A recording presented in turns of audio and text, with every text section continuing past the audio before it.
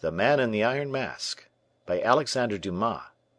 Chapter 34 Among Women. D'Artagnan had not been able to hide his feelings from his friends so much as he would have wished.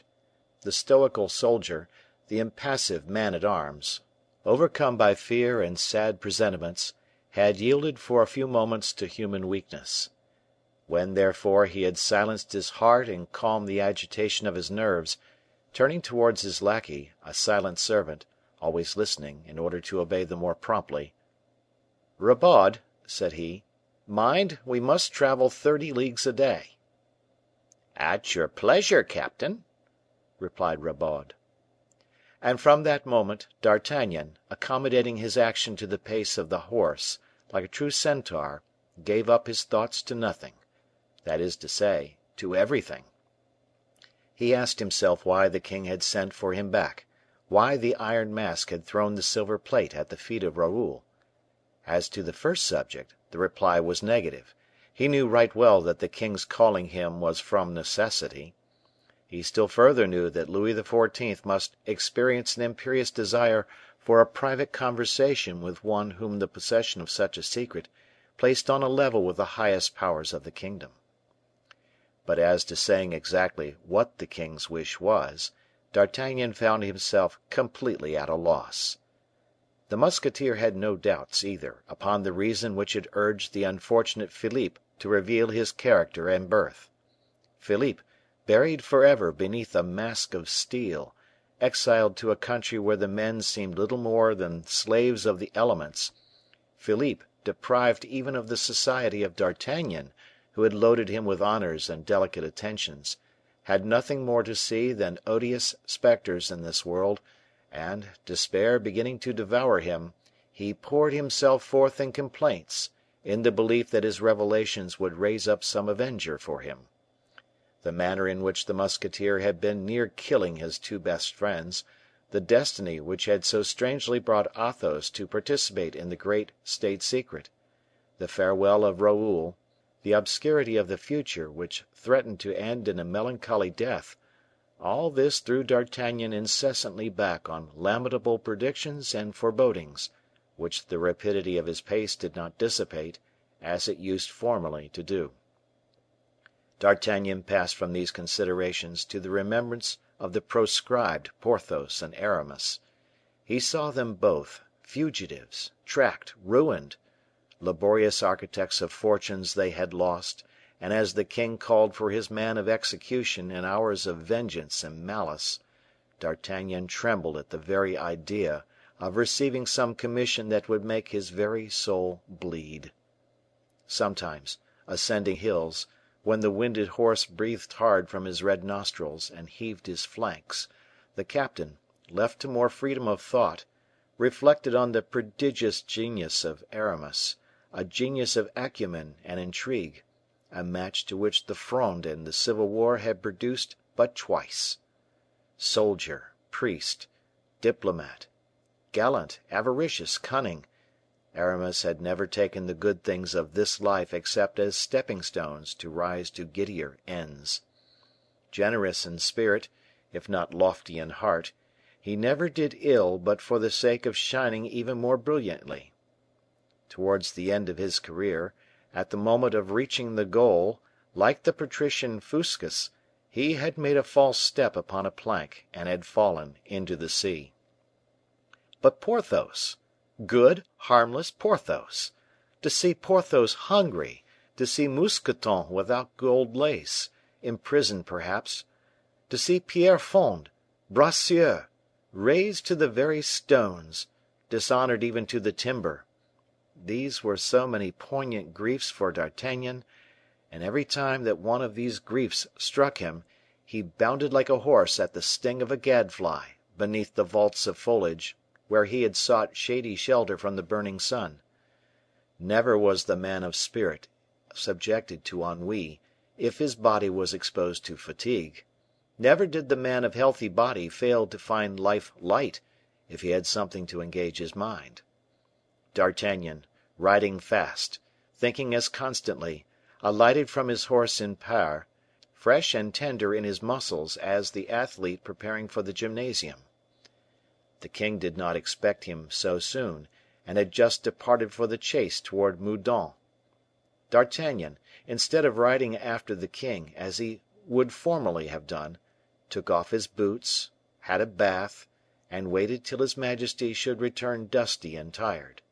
He occupied the interval of 5 hours in taking, as people say, the air of the house, and in arming himself against all ill chances. He learned that the king, during the last fortnight, had been gloomy, that the queen mother was ill and much depressed, that Monsieur, the king's brother, was exhibiting a devotional turn, that Madame had the vapors, and that M. de Guiche was gone to one of his estates. He learned that M. Colbert was radiant, that M. Fouquet consulted a fresh physician every day, who still did not cure him, and that his principal complaint was one which physicians do not usually cure, unless they are political physicians. The king, D'Artagnan was told, behaved in the kindest manner to M. Fouquet, and did not allow him to be ever out of his sight; but the surintendant, touched to the heart, like one of those fine trees a worm has punctured, was declining daily, in spite of the royal smile, that sun of court trees. D'Artagnan learned that Mademoiselle de la Valliere had become indispensable to the king; that the king, during his sporting excursions, if he did not take her with him, wrote to her frequently, no longer verses, but, which was much worse, prose, and that whole pages at a time. Thus, as the political Pleiad of the day said, the first king in the world was seen descending from his horse with an ardor beyond compare, and on the crown of his hat scrawling bombastic phrases, which M. de Saint Aignan, aide de camp in perpetuity, carried to La Valliere at the risk of foundering his horses. During this time, deer and pheasants were left to the free enjoyment of their nature, hunted so lazily that, it was said, the art of venery ran great risk of degenerating at the court of France. D'Artagnan then thought of the wishes of poor Raoul, of that desponding letter destined for a woman who passed her life in hoping, and, as D'Artagnan loved to philosophize a little occasionally, he resolved to profit by the absence of the king to have a minute's talk with Mademoiselle de la Valliere. This was a very easy affair. While the king was hunting, Louise was walking with some other ladies in one of the galleries of the Palais Royal, exactly where the captain of the musketeers had some guards to inspect. D'Artagnan did not doubt that, if he could but open the conversation on Raoul, Louise might give him grounds for writing a consolatory letter to the poor exile, and hope, or at least consolation for Raoul, in the state of heart in which he had left him, was the sun, was life to two men who were very dear to our captain. He directed his course, therefore, to the spot where he knew he should find Mademoiselle de la Valliere. D'Artagnan found La Valliere the center of the circle. In her apparent solitude, the king's favorite received, like a queen, more perhaps than the queen, an homage of which Madame had been so proud, when all the king's looks were directed to her and commanded the looks of the courtiers. D'Artagnan, though no squire of dames, received nevertheless civilities and attentions from the ladies. He was polite, as a brave man always is, and his terrible reputation had conciliated as much friendship among the men as admiration among the women. On seeing him enter, therefore, they immediately accosted him, and, as is not unfrequently the case with fair ladies, opened the attack by questions. Where had he been? What had become of him so long? Why had they not seen him, as usual, make his fine horse curvet in such a beautiful style, to the delight and astonishment of the curious from the king's balcony? He replied that he had just come from the land of oranges. This set all the ladies laughing. Those were times in which everybody traveled, but in which, notwithstanding, a journey of 100 leagues was a problem often solved by death. "From the land of oranges!" cried Mademoiselle de Tonnay Charente. "From Spain?" "Eh! eh!" said the musketeer. "From Malta?" echoed Montalais. "Ma foi! you are coming very near, ladies." "Is it an island?" asked La Valliere. "Mademoiselle," said D'Artagnan, "I will not give you the trouble of seeking any further. I come from the country where M. de Beaufort is, at this moment, embarking for Algiers." "Have you seen the army?" asked several warlike fair ones. "As plainly as I see you," replied D'Artagnan. "And the fleet?" "Yes, I saw everything." "Have we any of us any friends there?" said Mademoiselle de Tonnay Charente, coldly, but in a manner to attract attention to a question that was not without its calculated aim. "Why," replied D'Artagnan, "yes, there were M. de la Guillotiere, M. de Manchy, M. de Bragelonne." La Valliere became pale. "Monsieur de Bragelonne!" cried the perfidious Athenais. "Eh, what! Is he gone to the wars? He?" Montalais trod on her toe, but all in vain. "Do you know what my opinion is?" continued she, addressing D'Artagnan. "No, mademoiselle, but I should like very much to know it." "My opinion is, then, that all the men who go to this war are desperate, desponding men, whom love has treated ill, and who go to try if they cannot find jet complexioned women more kind than fair ones have been." Some of the ladies laughed. La Valliere was evidently confused. Montalais coughed loud enough to waken the dead. "Mademoiselle," interrupted D'Artagnan, "you are in error when you speak of black women at Gigelli. The women there have not jet faces; it is true they are not white, they are yellow." "Yellow!" exclaimed the bevy of fair beauties. "Eh! do not disparage it. I have never seen a finer color to match with black eyes and a coral mouth." "So much the better for Monsieur de Bragelonne," said Mademoiselle de Tonnay Charente, with persistent malice. "He will make amends for his loss, poor fellow." A profound silence followed these words, and D'Artagnan had time to observe and reflect that women, mild doves, treat each other more cruelly than tigers. But making La Valliere pale did not satisfy Athenais; she determined to make her blush likewise. Resuming the conversation without pause, "Do you know, Louise," said she, "that there is a great sin on your conscience?" "What sin, mademoiselle?" stammered the unfortunate girl, looking round her for support, without finding it. "Eh? Why," continued Athenais, "the poor young man was affianced to you. He loved you; you cast him off." "Well, that is a right which every honest woman has," said Montalais, in an affected tone. "When we know we cannot constitute the happiness of a man, it is much better to cast him off."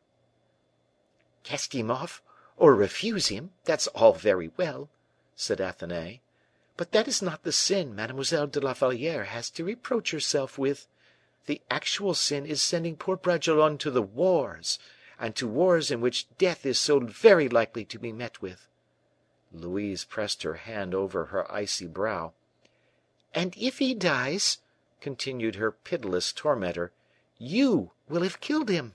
That is the sin." Louise, half dead, caught at the arm of the captain of the musketeers, whose face betrayed unusual emotion. "You wished to speak with me, Monsieur d'Artagnan?" said she, in a voice broken by anger and pain. "What had you to say to me?" D'Artagnan made several steps along the gallery, holding Louise on his arm. Then, when they were far enough removed from the others, "What I had to say to you, mademoiselle," replied he, "Mademoiselle de Tonnay Charente has just expressed, roughly and unkindly, it is true, but still in its entirety." She uttered a faint cry. Pierced to the heart by this new wound, she went her way, like one of those poor birds which, struck unto death, seek the shade of the thicket in which to die. She disappeared at one door, at the moment the king was entering by another. The first glance of the king was directed towards the empty seat of his mistress. Not perceiving La Valliere, a frown came over his brow; but as soon as he saw D'Artagnan, who bowed to him, "Ah, monsieur!" cried he, "you have been diligent. I am much pleased with you." This was the superlative expression of royal satisfaction. Many men would have been ready to lay down their lives for such a speech from the king. The maids of honor and the courtiers, who had formed a respectful circle round the king on his entrance, drew back, on observing he wished to speak privately with his captain of the musketeers. The king led the way out of the gallery, after having again, with his eyes, sought everywhere for La Valliere, whose absence he could not account for. The moment they were out of the reach of curious ears, "Well, Monsieur d'Artagnan," said he, "the prisoner?" "Is in his prison, sire." "What did he say on the road?" "Nothing, sire." "What did he do?" "There was a moment at which the fisherman, who took me in his boat to Sainte Marguerite, revolted, and did his best to kill me. The prisoner defended me instead of attempting to fly." The king became pale.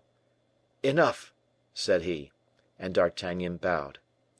Louis walked about his cabinet with hasty steps. "Were you at Antibes," said he, "when M. de Beaufort came there?" "No, sire, I was setting off when M. le duc arrived." "Ah!" which was followed by a fresh silence. "Whom did you see there?" "A great many persons," said D'Artagnan, coolly. The king perceived he was unwilling to speak. "I have sent for you, monsieur le capitaine, to desire you to go and prepare my lodgings at Nantes."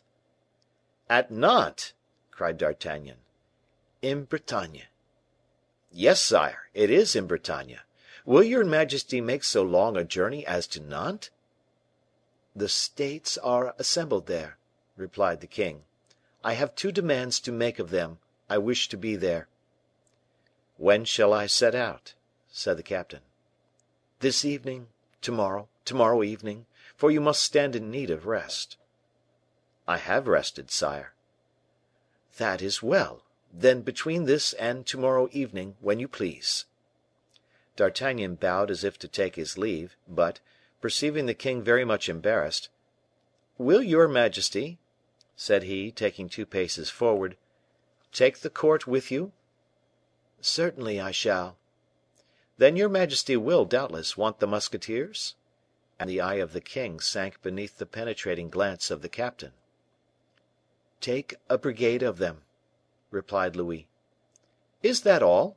Has your majesty no other orders to give me?" "No. Ah! yes." "I am all attention, sire." "At the castle of Nantes, which I hear is very ill arranged, you will adopt the practice of placing musketeers at the door of each of the principal dignitaries I shall take with me." "Of the principal?" "Yes." "For instance, at the door of M. de Lyonne?" "Yes." "And that of M. Letellier?" "Yes." "Of M. de Brienne?" "Yes." "And of M. le surintendant?" "Without doubt." "Very well, sire. By tomorrow I shall have set out." "Oh, yes; but one more word, Monsieur d'Artagnan. At Nantes you will meet with M. le Duc de Gesvres, captain of the guards. Be sure that your musketeers are placed before his guards arrive. Precedence always belongs to the first comer." "Yes, sire." "And if M. de Gesvres should question you?" "Question me, sire! Is it likely that M. de Gesvres would question me?" And the musketeer, turning cavalierly on his heel, disappeared. "To Nantes!" said he to himself, as he descended from the stairs. Why did he not dare to say, "from thence to Belle Isle"? As he reached the great gates, one of M. Brienne's clerks came running after him, exclaiming, "Monsieur d'Artagnan, I beg your pardon." "What is the matter, Monsieur Ariste?" "The king has desired me to give you this order." "Upon your cash box?" asked the musketeer. "No, monsieur, on that of M. Fouquet." D'Artagnan was surprised, but he took the order, which was in the king's own writing, and was for 200 pistoles. "What!" thought he, after having politely thanked M. Brienne's clerk, "M. Fouquet is to pay for the journey, then? Mordioux! that is a bit of pure Louis XI. Why was not this order on the chest of M. Colbert? He would have paid it with such joy." And D'Artagnan, faithful to his principle of never letting an order at sight get cold, went straight to the house of M. Fouquet to receive his 200 pistoles. Chapter